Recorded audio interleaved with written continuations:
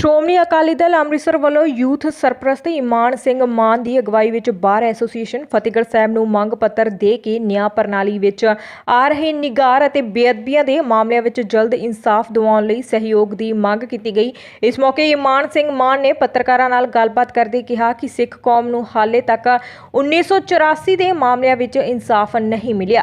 ਉਸ ਤੋਂ ਅੱਗੇ ਬਹਿਬਲ ਕਲਾਂ, ਕੋਟਕਪੂਰਾ ਅਤੇ ਜਵਾਹਰ ਸਿੰਘ ਵਾਲਾ ਤੋਂ ਇਲਾਵਾ ਹੋਰ ਸੈਂਕੜੇ ਸਥਾਨਾਂ ਤੇ ਗੁਰੂ ਗ੍ਰੰਥ ਸਾਹਿਬ ਜੀ ਦੇ ਅੰਗਾਂ ਨੂੰ ਗਲੀਆਂ ਨਾਲੀਆਂ ਵਿੱਚ ਰੋੜ ਕੇ ਅਪਮਾਨਿਤ ਕੀਤਾ ਗਿਆ, ਜਿਸ ਸੰਬੰਧੀ ਪੰਜਾਬ ਸਰਕਾਰ ਵੱਲੋਂ ਸਿੱਟ ਨਿਯੁਕਤ ਕੀਤੀ ਗਈ ਸੀ, ਜਿਸ ਦੀ ਅਗਵਾਈ ਕੰਵਰ ਵਿਜੇ ਪ੍ਰਤਾਪ ਕਰ ਰਹੇ ਸਨ। ਪੰਜਾਬ ਹਰਿਆਣਾ ਹਾਈ ਕੋਰਟ ਦੇ ਮਾਨਯੋਗ ਜਸਟਿਸ ਰਾਜਵੀਰ ਸ਼ੇਰਾਵਤ ਨੇ ਹੁਕਮਰਾਨਾਂ ਅਤੇ ਸਿਆਸਤਦਾਨਾਂ ਦਾ ਪ੍ਰਭਾਵ ਕਬੂਲਦੇ ਹੋਏ ਮਿਹਨਤ ਨਾਲ ਕੀਤੀ ਜਾਂਚ ਨੂੰ ਰੱਦ ਹੀ ਨਹੀਂ ਕੀਤਾ, ਸਗੋਂ ਮੁੱਖ ਦੋਸ਼ੀ ਦੀ ਗ੍ਰਿਫਤਾਰੀ ਤੇ ਵੀ ਰੋਕ ਲਗਾ ਦਿੱਤੀ। ਇਸੇ ਤਰ੍ਹਾਂ ਮਾਨਯੋਗ ਜਸਟਿਸ ਅਰਵਿੰਦ ਸਾਗਵਾਨ ਨੇ ਉਹਨਾਂ ਨੂੰ ਪੱਕੀ ਜ਼ਮਾਨਤ ਦੇ ਦਿੱਤੀ, ਜਿਸ ਕਾਰਨ ਬੇਅਦਬੀ ਦੇ ਮਾਮਲਿਆਂ ਵਿੱਚ ਸਿੱਖਾਂ ਨੂੰ ਇਨਸਾਫ ਨਹੀਂ ਮਿਲਿਆ।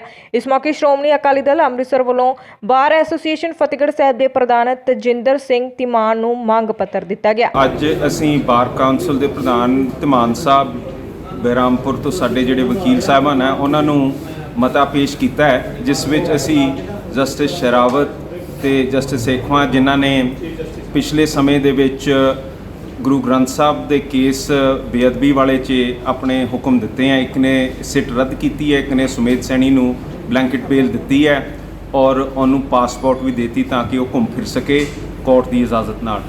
ਅਸੀਂ ਸਮਝਦੇ ਹਾਂ ਕਿ ਸਿੱਖਾਂ ਨੂੰ ਬੜੇ ਲੰਬੇ ਸਮੇਂ ਤੋਂ 1984 ਤੋਂ ਕਤਲੇਆਮ ਤੋਂ ਜਿਹੜੇ ਕੋਰਟ ਹੈ ਉਹਨਾਂ ਨੇ ਕੋਈ ਵੀ ਸਾਨੂੰ ਰਾਹ ਨਹੀਂ ਦਿਖਾਇਆ ਹੈਗਾ। ਚਾਹੇ ਅਸੀਂ ਖਾਲਰਾ ਸਾਹਿਬ ਦੀ ਗੱਲ ਕਰੀਏ ਜਿਨ੍ਹਾਂ ਨੇ ਅਣਪਛਾਤੀਆਂ ਲਾਸ਼ਾਂ ਅੰਮ੍ਰਿਤਸਰ ਸ਼ਮਸ਼ਾਨ ਘਾਟ ਦੁਰਗਿਆਣਾ ਮੰਦਿਰ ਦੇ ਵਿੱਚ ਗਿਣਤੀ ਕਰਾਈਆਂ ਸੀ, ਜਿਨ੍ਹਾਂ ਦਾ ਕਤਲ ਹੋਇਆ ਸੀ, ਅਜੀਤ ਸਿੰਘ ਸੰਧੂ ਦੇ ਕੇਸ ਚੱਲਿਆ ਸੀਗਾ, ਉਹਦੇ ਵਿੱਚ ਵੀ ਤੁਸੀਂ ਦੇਖ ਲਓ ਅੱਜ ਤੱਕ ਸਾਨੂੰ ਕੋਈ ਇਨਸਾਫ ਨਹੀਂ ਮਿਲਿਆ। ਬੇਅੰਤ ਸਾਡੇ ਹਮਲੇ ਹੋਏ ਹੈ, ਕਤਲ ਹੋਏ ਹੈ ਤੇ ਹੱਦ ਇੱਥੇ ਹੁੰਦੀ ਹੈ ਕਿ ਗੁਰੂ ਸਾਹਿਬ ਦੇ ਖੁਦ ਕਤਲ ਤੇ ਹਮਲੇ ਹੁੰਦੇ ਹੈ ਤੇ ਉਹਦੇ ਉੱਤੇ ਹਾਈ ਕੋਰਟ ਨੇ ਅੱਜ ਤੱਕ ਸਾਨੂੰ ਕੋਈ ਰਿਲੀਫ ਨਹੀਂ ਦਿੱਤੀ ਹੈਗੀ ਹੈ। ਅਸੀਂ ਸਮਝਦੇ ਹਾਂ ਕਿ ਇਹ ਜਸਟਿਸ ਡਿਲੇਡ ਜਸਟਿਸ ਡਿਨਾਈਡ ਦਾ ਕੇਸ ਹੈਗਾ, ਜਦ ਕਿ ਕਹਿਤਾ ਹੈਗਾ ਕਿ ਸਿਆਸੀਕਰਨ ਕਰਕੇ ਸੁਮੇਧ ਸੈਣੀ ਨੂੰ ਕੇਸ ਦੇ ਵਿੱਚ ਨਹੀਂ ਲਪੇਟਣਾ ਜਾਣਾ ਚਾਹੀਦਾ ਹੈਗਾ। ਪਰ ਮੈਂ ਪੁੱਛਦਾ ਹਾਂ ਕਿ ਕਿਹੜਾ ਅਟਾਰਨੀ ਜਨਰਲ ਦਾ ਦਫ਼ਤਰ ਹੈਗਾ ਜਿਹੜਾ ਕਿਸੇ ਸਰਕਾਰ ਤਹਿਤ ਨਹੀਂ ਬਣਦਾ ਹੈਗਾ।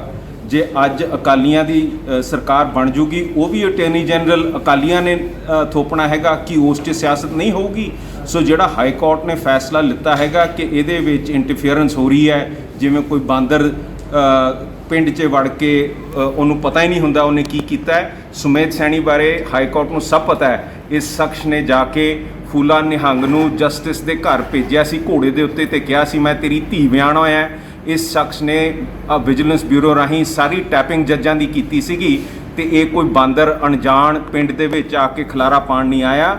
ਇਸ ਬੰਦਾ ਬਹੁਤ ਡੇਂਜਰਸ ਬੰਦਾ ਹੈ। ਇਹਦੇ ਉੱਤੇ ਸੁਮੇਧ ਸੈਣੀ ਮੋਟਰਸ ਦਾ ਕੇਸ ਚੱਲਿਆ ਹੋਇਆ ਹੈ, ਇਹਦੇ ਉੱਤੇ ਮਰਡਰ ਦੇ ਐਲੀਗੇਸ਼ਨ ਹੈਗੇ ਹੈ। ਇਸ ਨੇ ਬੜੀ ਬੇਰਹਿਮੀ ਨਾਲ ਸਿੱਖਾਂ ਦੇ ਉੱਤੇ ਹਮਲੇ ਕੀਤੇ ਹੈ ਤੇ ਜਿਹੜਾ ਆ ਭੋਲਾਪਣ ਕੋਰਟ ਦਿਖਾ ਰਿਹਾ ਕਿ ਇਹ ਬਾਂਦਰ ਵਾਂਗੂ ਜਿਹਨੂੰ ਪਤਾ ਹੀ ਨਹੀਂ ਕਿ ਉਹਨੇ ਕੀ ਕੀਤਾ ਹੈਗਾ ਉਹਦੇ ਵਾਂਗੂ ਇਹ ਵੜਿਆ ਹੋਇਆ। ਇਹ ਬਿਲਕੁਲ ਝੂਠ ਹੈ ਤੇ ਸਾਡੀ ਜਸਟਿਸ ਡਿਲੇਡ ਜਸਟਿਸ ਡਿਨਾਈਡ ਹੈ, ਸਾਨੂੰ ਕੋਈ ਜਸਟਿਸ ਕਿਤੇ ਨਹੀਂ ਮਿਲ ਰਹੀ। ਇਸ ਕਰਕੇ ਅਸੀਂ ਬਾਰ ਕਾਉਂਸਲ ਨੂੰ ਕਹਿ ਰਹੇ ਹਾਂ ਕਿ ਇਹ ਦੋ ਜੱਜਾਂ ਦੀ ਇੰਪੀਚਮੈਂਟ ਵਾਸਤੇ ਅਸੀਂ ਮੰਗ ਰੱਖੀ ਹੈ, ਅੱਗੇ ਧਰਨੇ ਦੇਵਾਂਗੇ ਤੇ ਜੁਡੀਸ਼ੀਅਲ ਸਿਸਟਮ ਦੀ ਜਿਹੜੀ ਇਹਦੀ ਸੈਂਕਟਿਟੀ ਹੈ ਉਹਨੂੰ ਬਚਾਉਣ ਵਾਸਤੇ ਲੀਗਲ ਕਮਿਊਨਿਟੀ ਇਕੱਠੀ ਹੋ ਕੇ ਇਹ ਕੇਸਾਂ ਦੇ ਉੱਤੇ ਗੌਰ ਕਰੇ, ਆਪਣੇ ਜੱਜਾਂ ਤਾਈਂ ਇਹ ਆਵਾਜ਼ ਪਹੁੰਚਾਏ ਕਿ ਲੋਕਾਂ ਦੇ ਸੰਗਤ ਦੇ ਵਿੱਚ ਰੋਸ ਹੈ। ਨਹੀਂ ਅਸੀਂ ਫਿਰ ਮਜਬੂਰ ਹੋਵਾਂਗੇ ਇਹ ਸੜਕਾਂ ਤੇ ਆ ਕੇ ਇਹਦੇ ਪ੍ਰੋਟੈਸਟ ਕਰਨ ਦੇ ਤੇ ਜੁਡੀਸ਼ਰੀ ਦੇ ਬਰਖਲਾਫ ਅਸੀਂ ਫਿਰ ਆਪਣੀ ਆਵਾਜ਼ ਉਠਾਉਣ। ਇਸ ਤੋਂ ਇਲਾਵਾ ਅੱਜ ਤੁਸੀਂ ਦੇਖ ਸਕਦੇ ਹੋ ਪੰਜਾਬ ਸਰਕਾਰ ਨੇ APS ਦਿਓਲ ਨੂੰ ਅਟਾਰਨੀ ਜਨਰਲ ਲਾਇਆ ਹੈਗਾ। APS ਦਿਓਲ ਜੋ ਕਿ ਸੁਮੇਧ ਸੈਣੀ ਅਤੇ ਉਮਰਾ ਨੰਗਲ ਦਾ ਵਕੀਲ ਹੈ ਇਹਨਾਂ ਕੇਸਾਂ 'ਚ, ਉਹਨੂੰ ਇਸ ਉੱਚ ਅਹੁਦੇ ਤੇ ਬਿਠਾਇਆ। ਅਸੀਂ ਸਮਝਦੇ ਹਾਂ ਕਿ ਇਹ ਸਰਕਾਰ ਬਿਲਕੁਲ ਹੀ ਲੌਲੈਸਨੈਸ ਸਾਡੇ ਸਾਹਮਣੇ ਰੱਖ ਰਹੀ ਹੈ, ਜਿਹਦੇ ਵਿੱਚ ਨਵਜੋਤ ਸਿੰਘ ਸਿੱਧੂ ਨੇ ਘੁਸੁੰਨ ਮਾਰ ਕੇ ਬੰਦਾ ਮਰਡਰ ਕੀਤਾ ਹੋਇਆ। ਇੱਕ ਮਰਡਰ ਇਹਨਾਂ ਦਾ ਪਾਰਟੀ ਦਾ ਪ੍ਰਧਾਨ ਬਣਿਆ ਹੋਇਆ। ਇਸ ਤੋਂ ਇਲਾਵਾ ਜਿਹੜਾ ਕੋਟਲੀ ਤੋਂ ਇਹਨਾਂ ਨੇ MLA ਅੱਜ ਮਿਨਿਸਟਰ ਬਣਾਇਆ, ਉਹ ਸਾਰਿਆਂ ਨੂੰ ਪਤਾ ਹੈ ਕਿ ਕਾਤੀਆ ਕਾਂਡ ਦੇ ਵਿੱਚ ਬਲਾਤਕਾਰੀ ਬੰਦਾ ਹੈ ਔਰ ਇਹੋ ਜਿਹਾ ਬੰਦੇ ਨੂੰ ਬਣਾ ਕੇ ਮੰਤਰੀ ਅਸੀਂ ਸਮਝਦੇ ਹਾਂ ਹਰੇਕ ਔਰਤ ਦਾ ਅਪਮਾਨ ਇਹਨਾਂ ਨੇ ਕੀਤਾ ਹੈਗਾ। ਪਿਛਲੇ ਸਮੇਂ 'ਚ ਇਹਨਾਂ ਨੇ KPS ਗਿੱਲ ਦਾ ਸਨਮਾਨ ਕੀਤਾ ਸੀਗਾ, ਜਿਸ ਨੇ ਬੀਬੀ ਰੂਪਨਦੇਵਲ ਬਜਾਜ ਦੇ ਉੱਤੇ ਬਲਾਤਕਾਰ ਕਰਨ ਦਾ ਯਤਨ ਕੀਤਾ ਸੀ, ਉਹਦਾ ਅਪਮਾਨ ਕੀਤਾ ਸੀਗਾ, ਜਿਹਨੂੰ ਸੁਪਰੀਮ ਕੋਰਟ 'ਚ ਵੀ ਸਜ਼ਾ ਮਿਲੀ ਸੀ। ਸੋ ਅਸੀਂ ਸਮਝਦੇ ਹਾਂ ਕਿ ਇਹ ਜਿਹੜੀ ਲੌਲੈਸਨੈਸ ਹੈ ਇਹ ਇਕੱਲੀ ਜੁਡੀਸ਼ਰੀ 'ਚ ਨਹੀਂ ਪਰ ਅੱਜ ਐਗਜ਼ੈਕਟਿਵ ਤੇ ਲੈਜਿਸਲੇਚਰ 'ਚ ਵੀ ਆ ਚੁੱਕੀ ਹੈਗੀ ਹੈ, ਜਿਹਦੇ ਵਿੱਚ ਇਹੋ ਜਿਹੇ ਅਪਰਾਧੀ ਉਹ ਚੌਧਿਆਂ ਤੇ ਰੱਖੇ ਜਾ ਰਹੇ ਹਨ। ਫਤਿਹਗੜ੍ਹ ਸਾਹਿਬ ਤੋਂ ਡਿੰਪਲ ਕੁਮਾਰ ਦੀ ਰਿਪੋर्ट। सब्सक्राइब कीजिए हमारे चैनल को और बेल आइकॉन को दबाइए हमारी लेटेस्ट वीडियो सबसे पहले देखने के लिए।